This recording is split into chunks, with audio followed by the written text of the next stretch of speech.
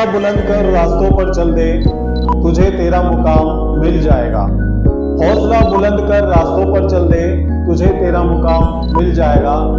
आगे बढ़कर तू पहल कर, आगे बढ़कर तू पहल कर, तुझको देखकर काफिला खुद बन जाएगा। जी हाँ दोस्त, गुड इवनिंग प्यारे बच्चों, मैं हरीश सर स्वागत करता हूं आपका gravity classes the future makers में। और आज आपके लिए लाया हूं सिंबल्स एंड नोटेशन का पार्ट 2।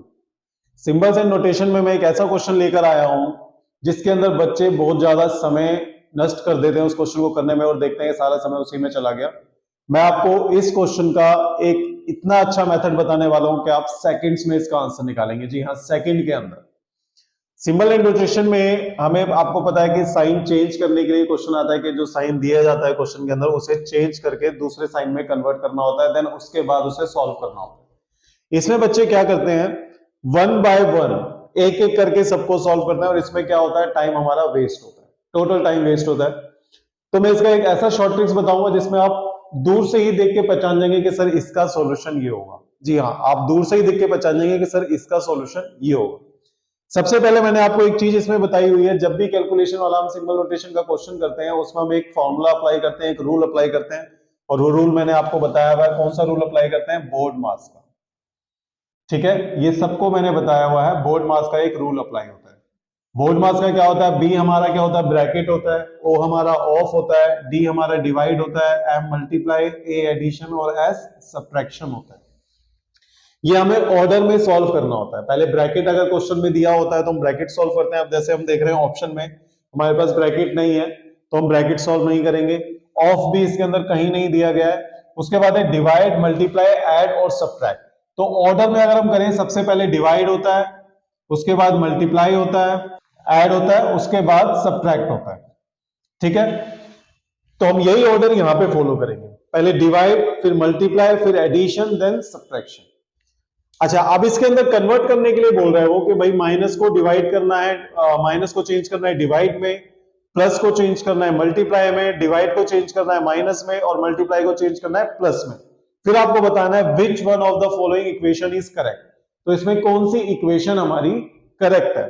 अब यहां पे अगर आप देखेंगे ध्यान से तो इक्वल में जो नंबर दिया गया है राइट साइड पे सॉल्यूशन, वो एक कंप्लीट नंबर है, मतलब 1, 16, 13 एंड 20, यानी कोई भी नंबर डेसिमल में या फ्रैक्शन में नहीं है, कंप्लीट एक नंबर दिया गया है।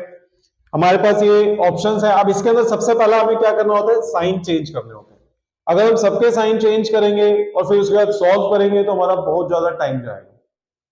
सबसे पहले हमें क्या करना होता है, according to the board mass sorry, हमें पहले करना होता है डिवाइड। तो हमें करना क्या है, अगर पहला नंबर हमारा डिवाइड का है तो हम पहले वही देखेंगे कि डिवाइड में कौन सा कन्वर्ट हो रहा है। माइनस जो है वो डिवाइड में कन्वर्ट हो रहा है। ठीक है, तो हम यहां पे सिर्फ माइनस वाले ही देखेंगे जिसे हमें डिवाइड में कन्वर्ट करना है। जैसे कि ये हमारा माइनस है, ये किस में कन्वर्ट होगा, डिवाइड में। ये हमारा माइनस है, किस में कन्वर्ट होगा, डिवाइड में। ये हमारा माइनस है, किस में कन्वर्ट होगा, डिवाइड में। ये हमारा माइनस है, किस में कन्वर्ट होगा, डिवाइड में।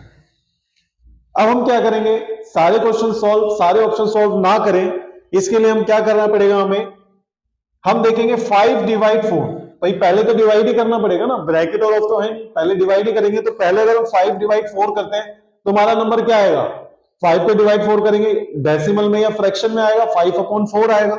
इस तरीके से अगर ये 5/4 आ गया तो क्या ये ऐसा कंप्लीट नंबर दे पाएगा, नहीं दे पाएगा। तो इस मारे हम क्या करेंगे, इसे सॉल्व करेंगे नहीं, यानी ये सॉल्यूशन नहीं है।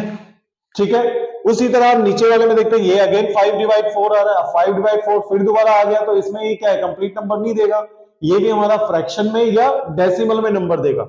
तो ये डेसिमल में नंबर देगा, बट राइट साइड पे डेसिमल में नंबर है क्या, नहीं है, क्योंकि नंबर 16 है, वो एक कंप्लीट नंबर है। उसके बाद चलते हैं थर्ड सी ऑप्शन पे, 4 डिवाइड 2। अब देखो 4 डिवाइड 2 का मतलब हो गया कि 4 जो है वो 2 से सीधा सीधा डिवाइड हो रहा है, पूरा पूरा डिवाइड हो रहा है। अगर ये पूरा डिवाइड हो रहा है तो इट मींस ये अपना एक आंसर दे सकता है जो फ्रैक्शन में और डेसिमल में ना हो। डी ऑप्शन में देखिए 5 डिवाइड 4, अगेन वही फ्रैक्शन में आएगा, डेसिमल में, तो ये वाला आंसर नहीं हो सकता। तो हमने क्या करा, हमने देखा भाई 4 डिवाइड बाई 2 हो रहा है और किसी में कंप्लीटली डिवाइड नहीं हो रहा है, यानी कंप्लीटली डिविजिबल नहीं हो रहा है किसी भी ऑप्शन में। तो हम क्या करेंगे, सीधा सीधा हाथ नीच के सी पे हम करेक्ट ऑप्शन टिक कर देंगे। यानी हमने क्या करा, देखो हमने पूरा कैलकुलेशन नहीं करना, हमने क्या करना है भाई, डिवाइड हमें करना है। सबसे पहले तो हम डिवाइड पे देखेंगे कौन सा कंप्लीटली डिवाइड हो रहा है, किस इक्वेशन में कंप्लीटली डिविजिबल हो रहा है। तो कंप्लीटली डिविजिबल सिर्फ सी ऑप्शन में हो रहा है, 4/2। अगर ये सिर्फ सी ऑप्शन में हो रहा है और किसी में नहीं हो रहा है तो हम बिना सोचे समझे इस पे टिक कर देंगे। अब कुछ बच्चे बोलेंगे सर ऐसा भी हो सकता है कि एक से ज्यादा में कंप्लीटली डिवाइड हो रहा हो। बिल्कुल हो सकता है। अगर एक से ज्यादा में कंप्लीटली डिवाइड होता है, मान लीजिए एक और इक्वेशन आ जाती है, तो हम क्या करेंगे, दो इक्वेशन सॉल्व करेंगे, बाकी दो तो फिर भी हम उसे क्रॉस कर देंगे, दो इक्वेशन फिर भी हटा देंगे। यानी कहीं ना कहीं हम अपना टाइम सेव कर सकते हैं इस मेथड से। जब भी हमारे पास ऐसी इक्वेशन हो, सिंबल्स चेंज हो रहा हो तो और इक्वल में कंप्लीट मतलब कंप्लीटली नंबर हमारे पास एक आ रहा हो जो डिवाइड में ना हो, फ्रैक्शन में ना हो, उसमें हम ये फॉर्मूला अप्लाई कर सकते हैं। अब मान लो एक से ज्यादा में और एक ऑप्शन और दे दिया नन ऑफ दीज, तब भी हमें क्या करना पड़ेगा, उन दोनों को सॉल्व करना पड़ेगा। ठीक है, लेकिन यहां पे आपने देखा कोई भी ऐसा नहीं है, सिर्फ एक ही है जो कंप्लीटली डिवाइड हो रहा है। ठीक है प्यारे बच्चों, तो इसी तरह के क्वेश्चन आप देखते रहिए gravity classes of future makers में, और हम SSC, DSSB, CUET, NDA, KVS और अदर कॉम्पिटिटिव एग्जाम्स की प्रिपरेशन इसी तरह आपको ऑनलाइन करवाते रहेंगे। और हम कोई भी टॉपिक नहीं छोड़ेंगे। जी हाँ, रीजनिंग का मैं कोई भी टॉपिक नहीं छोड़ूंगा। मैथ्स के जो आपकी क्लास चल रही है ऑनलाइन, उसमें भी आप देख रहे हैं सीटेट की एक सीरीज चल रही है, सर प्रीवियस ईयर के क्वेश्चंस करा रहे हैं शशिकांत सर, तो आप उसको भी देखिए और उनसे प्रैक्टिस कीजिए, क्योंकि प्रीवियस ईयर के पेपर्स आपको बहुत ज्यादा फायदा देने वाले हैं।